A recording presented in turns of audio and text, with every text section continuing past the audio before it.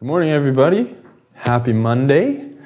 If you can give me some green checks in chat so I make sure you're with me, you can hear me, everything's going well. Hopefully everyone had a lovely weekend and ready to do some math. While you guys are doing that, again, if you had any questions from the learning guide that you wanted me to kind of clarify or go over, if you put in the section and then the number, that way I'll know exactly which questions to do. I just wanted to mention a few things about where we are while you guys are maybe looking at your learning guides. So we spent some time last week working on unit number 1, and we've done the first 3 lessons there. So here's unit 1. You have the learning guide. You have your first lesson, second lesson, third lesson. And then there was a quiz. The first quiz came after the third lesson. I was hoping you guys could finish that over the weekend. So if you haven't attempted that, it should be done today. The last lesson is actually kind of 2 lessons in one, but it's not terribly difficult, and I think you guys will have no issues with it. So I put them together, 4 and 5. That's today, the October 19th. And then there's a little quiz, and then you guys can submit your learning guide. So really after today's lesson, that's it for unit 1. So what I was kind of thinking is you guys could watch today's lesson, do the work maybe sometime today or tomorrow, and then submit your learning guide tomorrow. And then after you've submitted your learning guide, I can give you the password for the test. The test is for unit 1 is the same length as unit 2, but we didn't cover as much material, so there's not as much on it. So generally it's a little bit more straightforward of a test and kind of less tricky questions and things like that. So I'm kind of hoping you can get that done by Friday.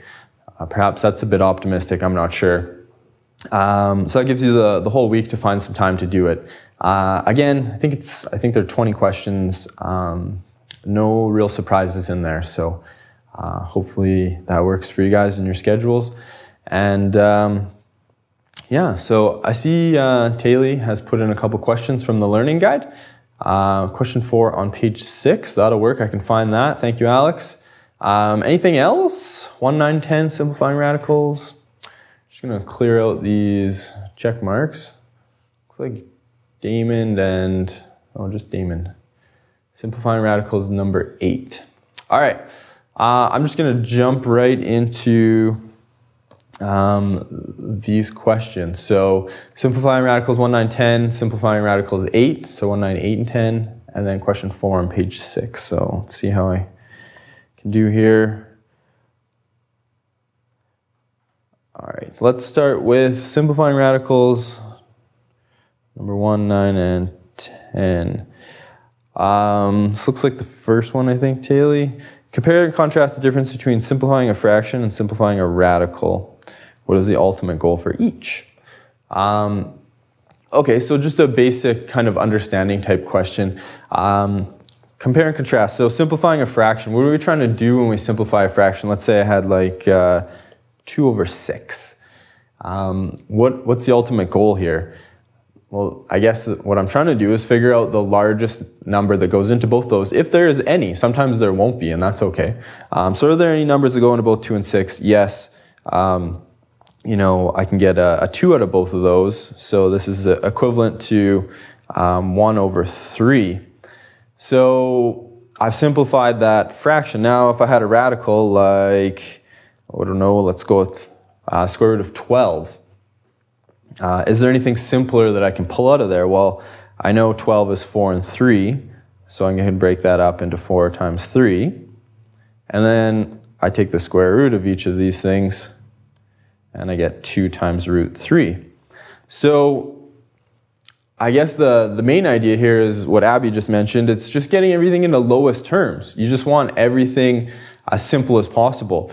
And when we do today's lesson, you'll see why that's kind of important. And same thing goes for when dealing with fractions. You don't want to be multiplying or dividing fractions and get these really big numbers. So if we can simplify them first, it can reduce the numbers and make things a little bit easier in terms of work. So it's kind of like a work thing. It's just sometimes easier to reduce these things before we before we do any mathematical operations. Simplest form. If you want to think of having radicals in simplest form as that, then that's completely fine. That works. So that's kind of that one. Number 9, and Ava had 8 as well. So maybe we'll go 8, 9. Simplify each of the following.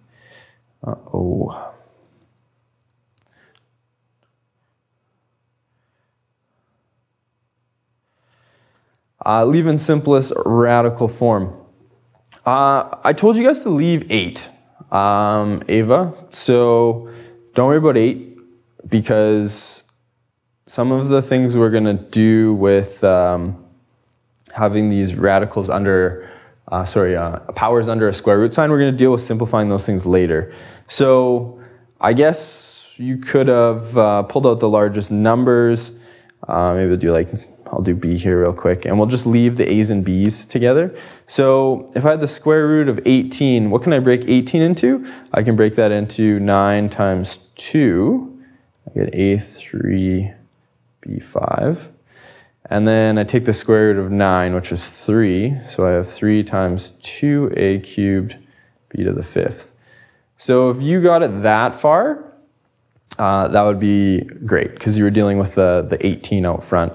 I'm not sure if they simplified the a's and the b's yet in the answer key, but you should not worry about that right now because that will be something we actually cover in the next unit, unit 3. So if you could deal with the 52, the 18, and the 24 out front and then not worry about the a's and the b's, that would work. But if you just left it because I said, hey, don't worry about it, then that's fine as well.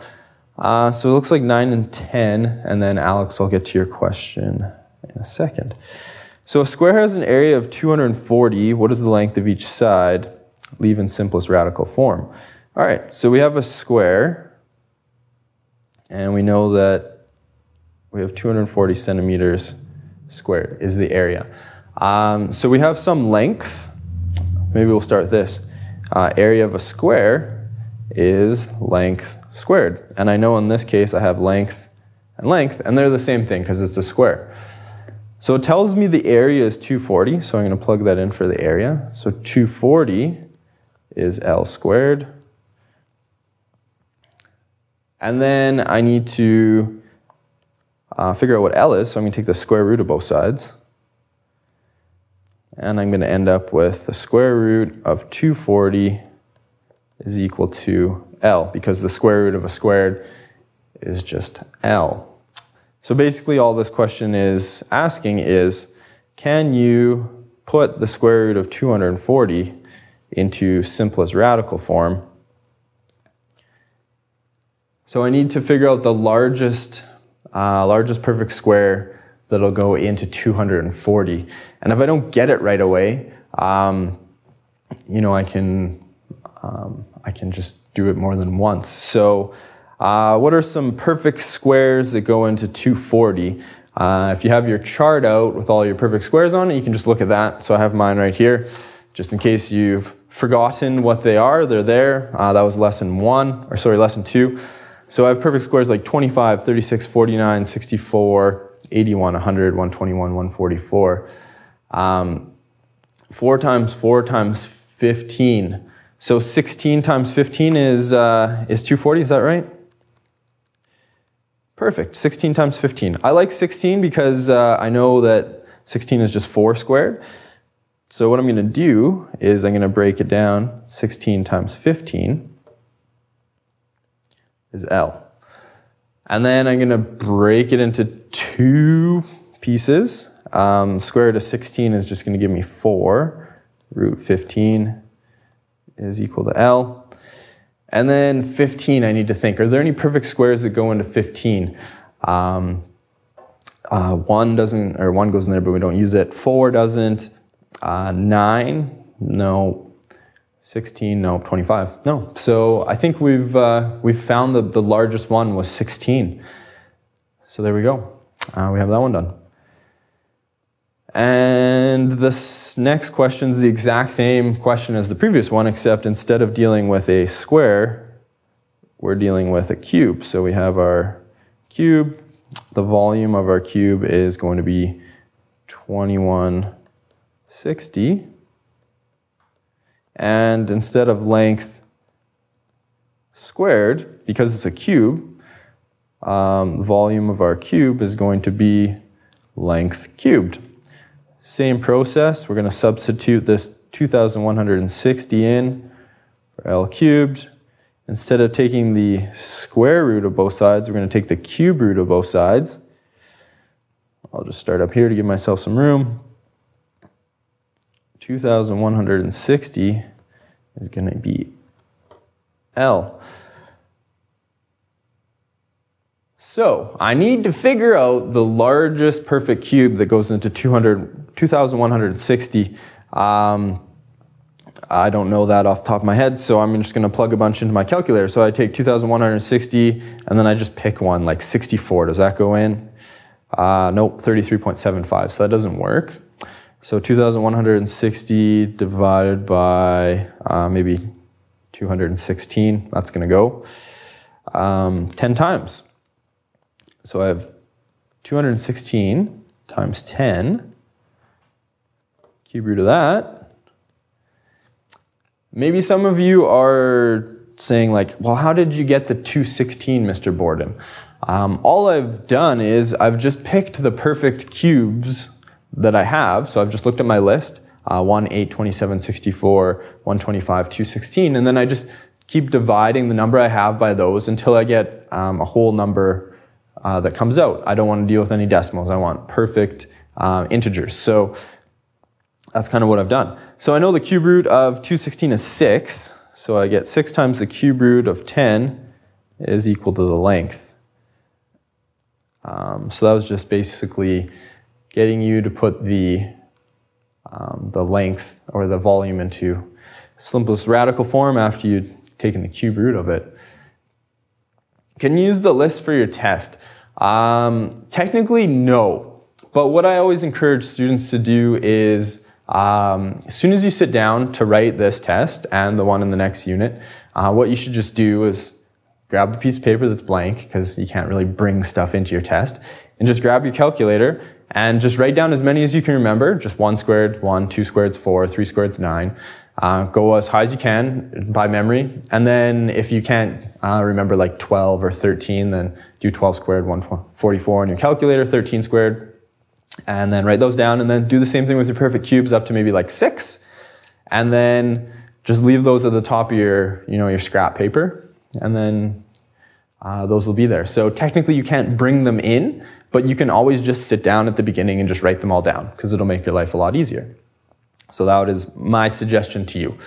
So that was number 10. Alex had a question on page 6. I'm just going to jump back to make sure I get that one. Number 4 on page 6 of the learning guide. All right, there's page 6, number 4. Anything in particular there, Alex? Maybe I'll pick one and then I'll leave one. Maybe I'll do F here. And I'll do F maybe over on the side. Did anybody have any questions on any of these in particular? So I have square root of 28. I need to figure out the largest perfect square that goes into 28. I'm thinking 4 goes into 28, so I go 28 divided by 4. That gives me 7.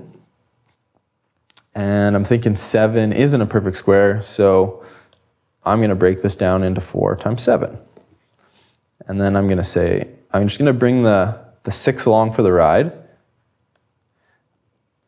Take the square root of 4 is 2, so I'm going to get 6 times 2 times the square root of 7, where that 3 came from. And 6 times 2 is 12 times the square root of 7. So that's just one of those, 12 root 7. That's simplified now because there's no perfect squares that can go into 7. Yeah, there always are tricky ones, Abby. So when you say something like it couldn't be simplified any further, yeah, that's kind of just when you're doing problems with these sort of things, you're going to end up with some that just can't be simplified. And that's just, it's once you're able to recognize those, there's no perfect squares that go in there, then just you're good to go. Don't be afraid of your answer. Like be confident in what you're doing. If you get to the question, you're like, well, this can't be simplified. Don't think that it's something you're doing wrong. It happens. So it's a good point. Taylor, why 6 times 2? That's a good question. So when I take the square root of 4 right here, Taylor, because I've found the largest perfect square, which is square root of 4, if I just had a question, I said, Taylor, what's the square root of 4? And you said, oh, Mr. Borden, that's easy, that's 2. And then all we've done is just done that mathematical operation. So we've taken the square root of 4, and then we get 2. And then just to simplify it, I can do the multiplication, and I get the 12 from the 6 times 2. And then I'm left with the root 7 because I can't simplify that any further. Alex, I assume you weren't saying K like OK, but you were saying K like letter K. I am going to just get rid of this stuff. So a little bit of room here to do K. All right. So I have -5 times the square root of 56. And I'm thinking largest perfect squares that go into there. So 56, maybe like 16 and 56, does that work? So 56 divided by 16, no, that doesn't work. 56 divided by 4, does that work? Yes, 4 and 14. So go with that. -5, 4 times 14. And then I'm thinking, is there any perfect squares that go into 14? Did I pick the biggest one? None of them go in there. So like 4 doesn't go into 14, 9 doesn't go into 14. So I'm thinking that is the largest. So again, I'm going to break it into 2 roots, root 4 and 14. Square root of 4 is going to give me 2. So -5 times 2 times root 14. And then -5 and 2 gives me -10 times the square root of 14. Can't simplify the 14 any further. There's no perfect squares that goes into that. And then, yeah, I'm happy with that. The 5 and the 2 out front gives me the -10. So that's kind of as far as you can take it. Taylor wanted N as well, LMN. Maybe I'll do this guy down here. So 108, largest perfect square that goes into 108. Break out my calculator, I go 108. I could try 16. Nope, that's 6.75. 108, 36, 36 and 3. Perfect. So 36 times 3 gives me 108.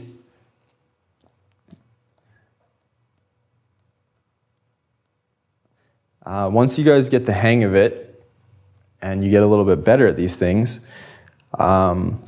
just skipping the one step in here where I write the 2 radicals separately, you can do that. I don't mind that.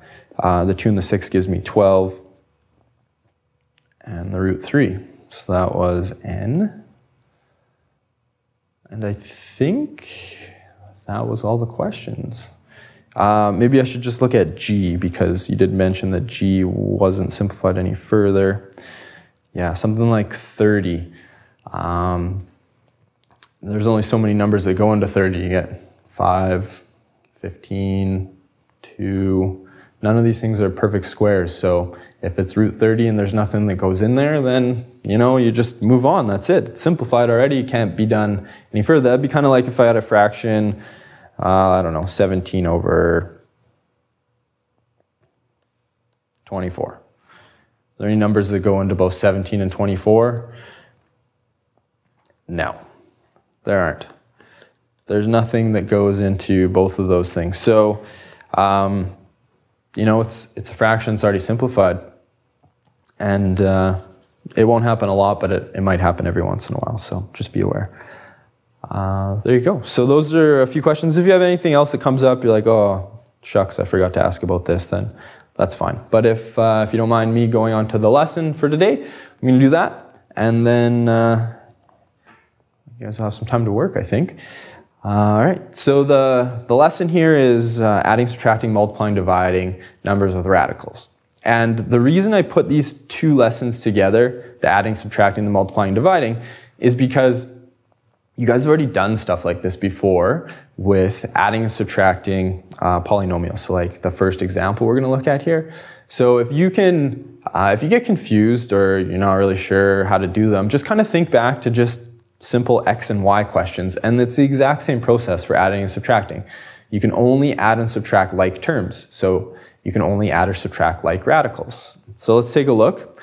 The first one's a question that you've done maybe lots of times in grade 9, and then we're going to look at a similar one from grade 10. So the first example here, we have 2x plus 3y plus 6x minus y. So this isn't actually a radical question, this is something you would have done in the past, but it serves a pretty good example. So what we want to do is identify any like terms. And when we did the review questions, some of you guys have done these questions different ways. So I say, okay, I have 2 x's and I have 6 x's, so I'm dealing with x's. And then I have y's as well. I have 3 there and I have -1 there. So what I want to do is combine my like terms. How many x's do I have? Well, I have 2 and 6. Gives me 8 x's. And then I have 3 minus 1 is going to give me 2y, sorry. And that's it. That's simplified. I have 8 x's, I have 2 y's, and I'm done. One thing to kind of, one thing to mention, or it's really important, when you're adding and subtracting polynomials like these, you notice that I didn't do anything with the x's and y's. I just dealt with the numbers out front. So if I had the 2 and the 6 and I added them together, I had 8 x's. I don't have 8x squareds. I don't do anything fancy with the x's. They're just, I have 2 apples, and then I have another 6 apples. If I add them together, how many apples do I have? I have 8 apples. So the x's are apples sort of thing. And the same rules apply for radicals. So let's look at the second one, letter B here. Think about the root 3's as kind of like apples. I have 2 there, I have another 6 there. And then maybe I have some bananas here. I have 3 bananas and I'm going to take a banana away. So how many apples do I have? I have 2 plus 6. So I have 8 times the square root of 3, or 8 root 3's, or 8 apples. And then I have 3 minus 1 is going to give me 2 bananas, or 2 root 5's. So literally, the question over here and this question over here are both the exact same question, except all I did was I replaced the x with a root 3 and the y with a root 5. So we ended up with the same answer, but it's the same process, and that's why I included both those. So that one's kind of a simple one to get started. Let's look at a little bit more challenging ones. Rarely will we ever be given anything that's just, really basic like that. Now that you guys have spent lesson 3 working on simplifying your radicals, realizing if there's any perfect squares in there that you need to pull them out, this is what the next question kind of involves. So if I look at it, I see, first thing, little light bulb should go off in your head here. Square root of 25. Oh my goodness, that's a perfect square. I can actually do the math there. I can actually simplify that guy. So I know the square root of 5 is, or 25 is 5. And then I have 2 root 17 and minus 3 root 17. Are there any perfect squares that go into 17? 4 doesn't go in, 9 doesn't go in, 5 doesn't go in, or 25 is too big, so no. So what I'm going to do is maybe I'll do this in 2 steps just because it's the first time. So I have positive 2 minus 3. So I'm just going to bring my 5 down, and then I'm going to combine like terms. I have 2 root 17's, and I'm going to take away 3. So I'm going to end up with negative root 17. And that's it. I can't simplify that any further. So the important thing here is that you recognize that the root 25 was a perfect square, and you actually simplified that because, as you're going to see here, sometimes it's important. So let's look at D. Another example of the same sort of thing. Again, you'll start to recognize these things really quickly. 18. So again, a light should go off in your head. You should say, oh, there's a perfect square that goes into 18, and that is 9. So I'm going to get 2 times 9. 9 and 2 gives me 18. And then I'll just bring down this negative root 2. And I'm going to do this, well, maybe I'll do it in 2 steps. So the root 9 is going to give me 3.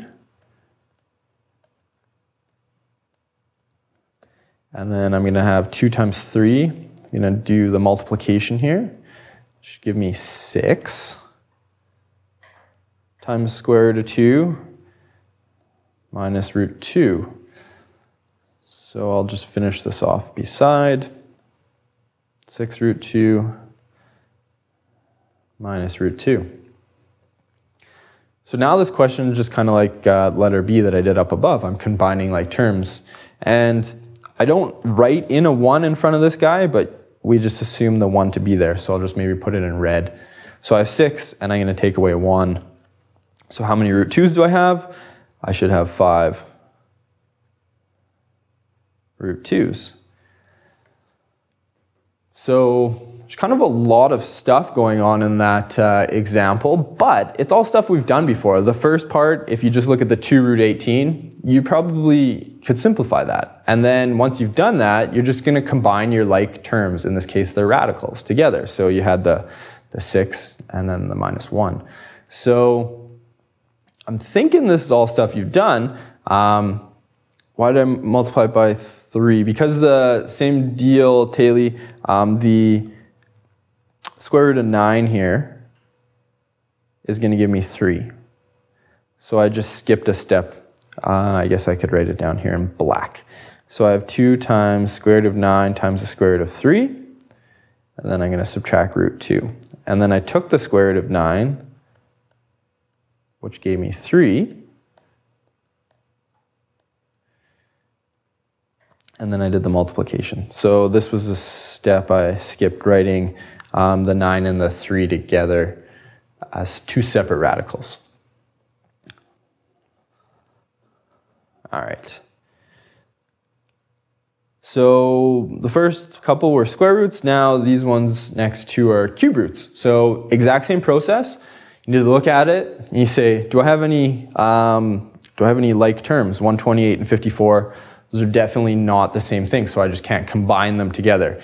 One kind of mistake students will make, I almost don't even want to write it down. I'll just write it quickly and erase it, is sometimes students will go, okay, I have 2 and then there's a 1 here, so I'm going to go 2 minus 1. And then I'm going to have the 128, and then I'm going to subtract 54. Please don't do that. That's not how we add and subtract radicals. We just combine like terms, just like we dealt with polynomials. So don't think that because you're just subtracting them, you can subtract what's under the radical sign. I say that because once we get to multiplying and dividing, that's kind of what we're going to do. So I'll explain that here in a second. But let's do this question first. Okay, I can't combine like terms because I don't at this point have any like terms, but I have 128 under my cube root sign and I have 54. So I need to think, are there any perfect cubes that go into these things? And 128 has a perfect cube that goes into it. So that's going to be 64 times 2. So what I'm going to do is I'm going to break it down. The 2 is just going to come along for the ride out front. So I have the cube root of 64 times 2. It's going to give me 128. What about the 54? Are there any perfect cubes that go into 54? So if you have your sheet out, you can just look at it. If you just want to write all the perfect cubes down, you'd have these. 54 is going to be, is anybody writing?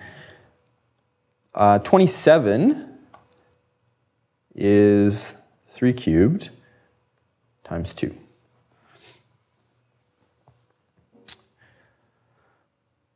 All right, so I'm going to take the cube root of 64, which is going to be 4.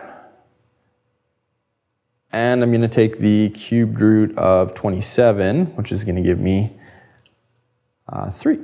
So I'm going to have my 2 times 4 times the cube root of 2. And I'm going to subtract, the cube root of 27 is going to give me 3 times the cube root of 2.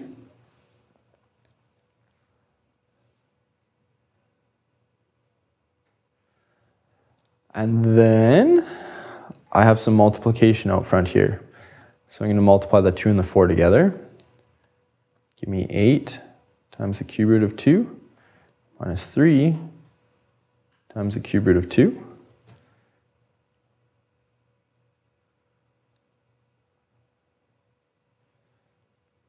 Now, probably you guys can see where we're going with this. Now we have 2 like terms. We have the cube root of 2. I have 8 of them, and then I have 3 of them. So I'm going to have to do some subtraction. Most of these questions will kind of work out this way, where you end up having to simplify your perfect squares or perfect cubes, pull them out, and then you'll have some like terms underneath, and then you can add or subtract them. So that's just kind of what this one worked out to be. 8 minus 3 is going to give me 5, and then I'm going to have the cube root of 2. So that is where I will end with that one.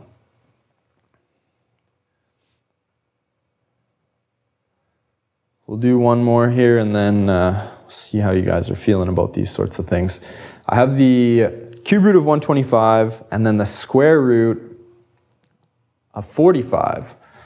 So I know the cube root of 125, because 5 times 5 is 25, times another 5 is 125. So that's actually a perfect cube. So I can just simplify that to 5. And then 45. Are there any perfect squares? Notice that this one has the cube root, and this one, I don't have anything, so I know it's just the square root. So if there's nothing there, we know it's a 2. Perfect squares that go into 45. I'm going to break it down into 9 and 5. And then I'm going to take the square root of 9. It's going to give me 3 times root 5. Because all I've done here is taking the square root of 9, and then I just drop the root 5 down, because I can't simplify that any further. Now that I'm here, 5 minus 3 root 5, I have a 5 out front and a root 5, but those aren't the same thing. The square root of 5 is not the same thing as 5. If I were to actually plug the square root of 5 into my calculator, I'd get a decimal answer that would go on forever. So it's not a perfect square, so I can't do anything with it.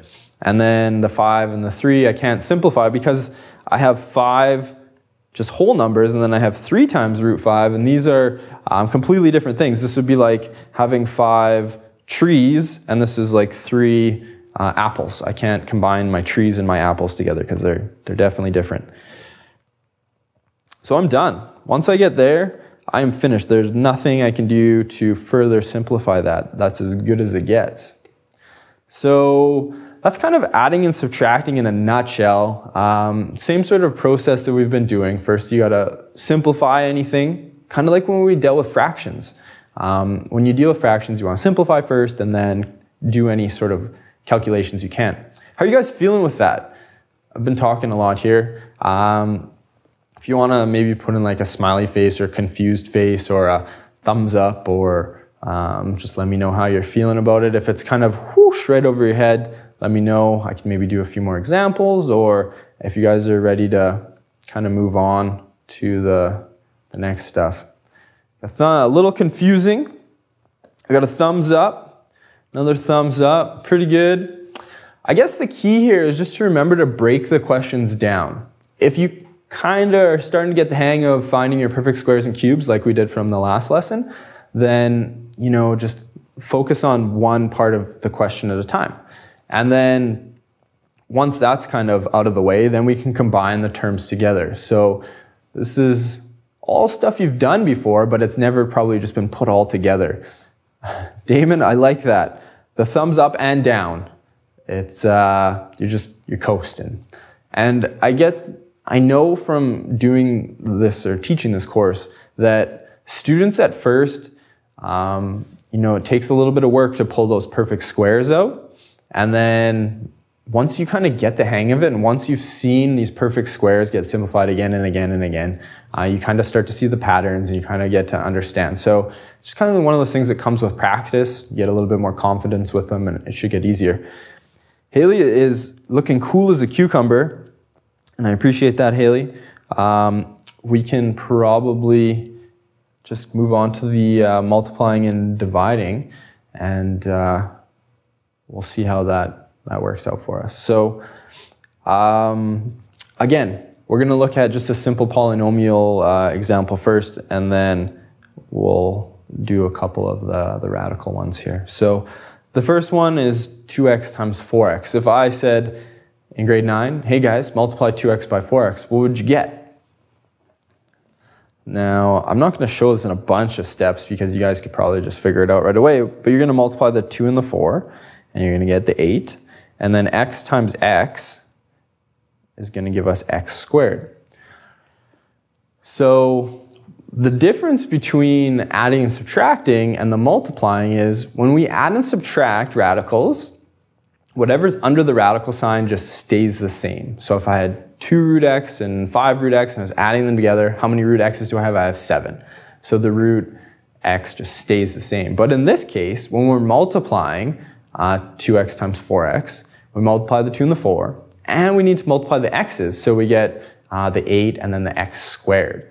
So the difference here is that we're actually doing the multiplication with the x's, where when we're adding and subtracting, we're just combining the like terms. So let's look at a radical one. It's the exact same example, except we have a radical in there. So the 2 and the 4 again, I'm going to multiply the 2 times the 4, and I'm going to get the 8. And I also need to multiply my radicals together. The 2 times the 2 is going to give me the square root of 4. Now, you're probably thinking, that's a perfect square, Mr. Borden, and you'd be right. So I have 8 times square root of 4 is just simply 2. And 8 and 2 should give me 16. So, a little bit different, but stuff you've done before. When you've multiplied these things before, you do the same sort of process. So, let's look at a few more examples that maybe are a little bit more difficult as we go here. The next one is the square root of 3 times the square root of 3. Now, probably some of you have figured out what this is going to work out to be already, but let's do it. When we multiply radicals, we multiply the number that's under the radical sign. So I'm going to go the 3 times the 3. Now I could write it as square root of 3 times 3, and then I could write it as square root of 9, and then I know the square root of 9 is just simply 3. So when I multiply squares together, or square roots that are the same, I end up with whatever was just underneath the radical sign, which is kind of an interesting thing that happens.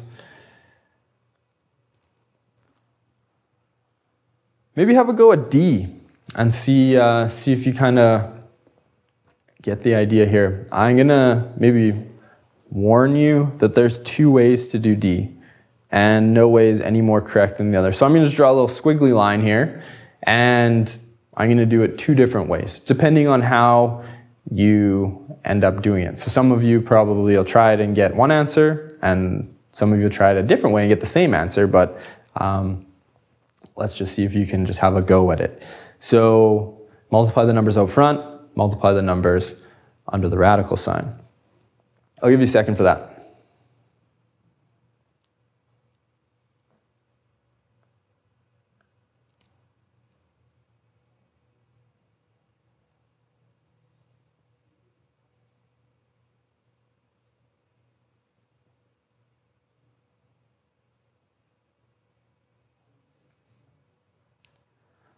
All right. how many of you went 3 times 4 gives me 12, and then root 12 times root 2 gives me root 24. How many of you did that? You want to give me a green check mark if you did it that way. I'm not saying you needed to necessarily finish the question there, but if you just you ended up doing that. Yes. Taylor, Jade, Alex, perfect. So there's nothing wrong with doing it that way. One thing that I will point out, look at that, 6. Yeah, perfect. I figured, and that's fine. And this is going to happen a lot in questions when you're doing these sorts of things, and you just multiply them and you've done everything right. There's nothing wrong with that. The one thing that you need to kind of realize once you get to the end, you need to ask, is there anything in there that I can simplify? Is there anything I can pull out? Any perfect squares I'm dealing with? So if I look at it, I say, 24. I know 24, and put a little star here, must simplify. 24. So 24, the square root of 24 is a decimal, but there is a perfect square that goes into 24. So I'm going to write this as 12 times 4 times 6. And then I get 12 square root of 4. It's going to give me 2 root 6.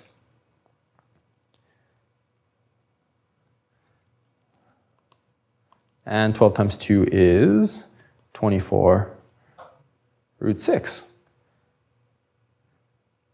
So root 6, no perfect squares that go into that. So you can leave it as that. That is a good final answer.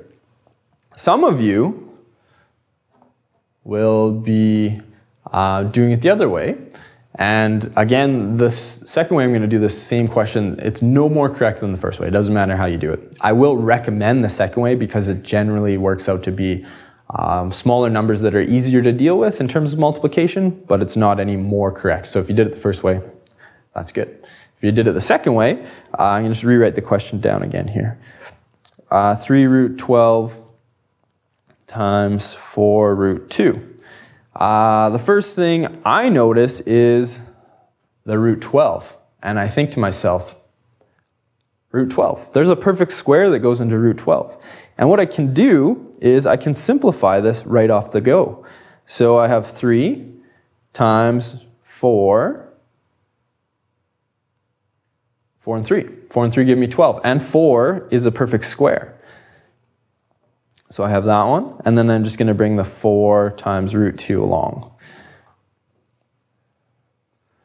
All right, so I'm going to simplify. I haven't even multiplied yet. Even though the question's telling me to multiply, I haven't even done that yet, which is fine. And then I have my 4 root 2. So I have 6 root 3 times 4 root 2. At this point I can multiply, and I get 6 and 4 is 24, and 3 and 2 is 6. And I end up at the exact same answer, but I just simplified first. So this is kind of like when you're multiplying fractions. What you can do is simplify your fractions before you multiply, or you can multiply and then simplify after. I prefer to do the simplification first, the second way I did it, because I just find that if I simplify first, the numbers, generally speaking, are a little bit smaller to deal with. It's easier to recognize the perfect squares because I've only memorized my perfect squares up to 12. So it's just kind of the way I choose to do it. So I try to simplify first, and then if that's possible, then I just continue. It's sometimes you're going to multiply two numbers together that can't be simplified, and then you're going to get one after the multiplication that can be simplified later on down the road. So it's not necessarily a way that works all the time. Let's look at the last couple examples because these ones are a little bit more work, but nothing impossible. Letter E. This is the distributive property of multiplication. You guys probably learned it as feeding the chickens. Did anybody heard of feeding the chickens? This is how I always taught it, because I like to feed the chickens. So you can imagine we have a little fence here. If you haven't heard this story before, maybe this is your first time learning about feeding chickens. Here's my little fence. Think of my brackets as my fence, and I have some food out here in front. You've never heard of feeding the chickens? Oh my goodness. I have my food out front, and when I multiply a number by... No, but I know what distributing is. Oh my goodness. You guys, you need to have a math teacher with a little bit of creativity, I think. This is how I learned it when I was a kid. Maybe that's why it's stuck. Every once in a while, I guess a teacher teaches it this way. Only in real life. Well, I'm sure you have some delicious eggs at home. Feeding the chickens.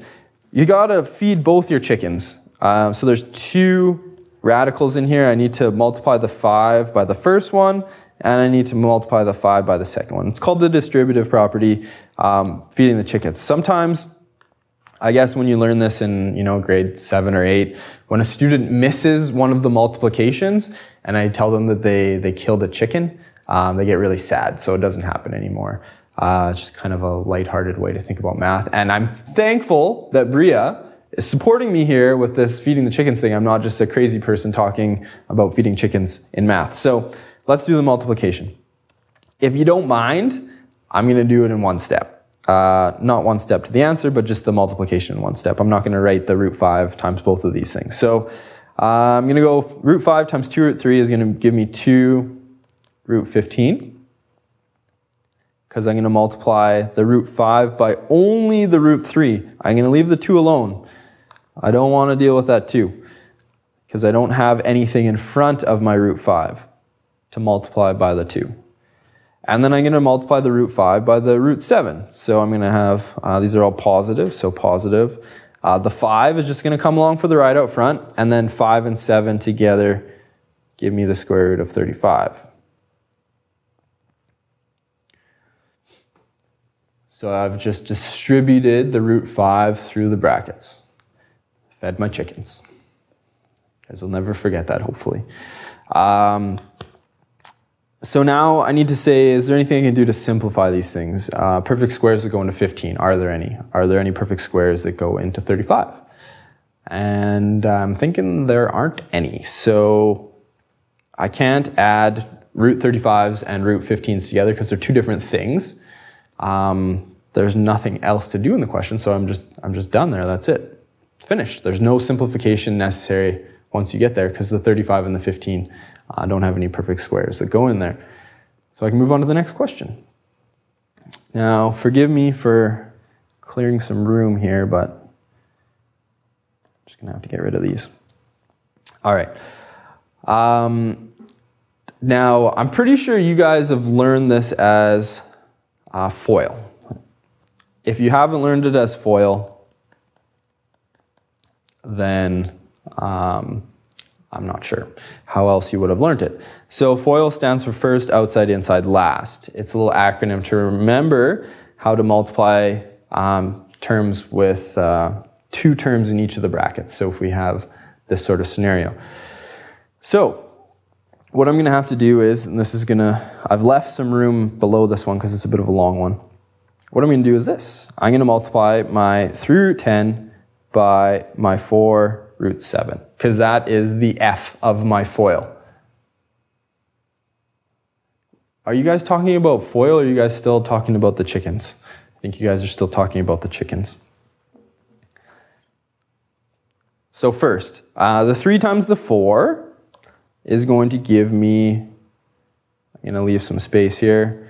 3 and 4 gives me 12, and then the root 10 and the root 7 gives me root 70. So there's the F of my FOIL. So I have first, and then I have my O gives me outside. So I'm going to do my outside terms. And again, there's nothing in front of the radical sign here, but I can just assume there's a -1. You're talking about FOIL? My goodness. What have you guys learned? I'm going to have a talk with your grade, 7 and 8 math teachers. So 3 times the -1 is going to give me -3. I want that. So 3 times negative 1 gives me negative 3. The root 10 times the root 5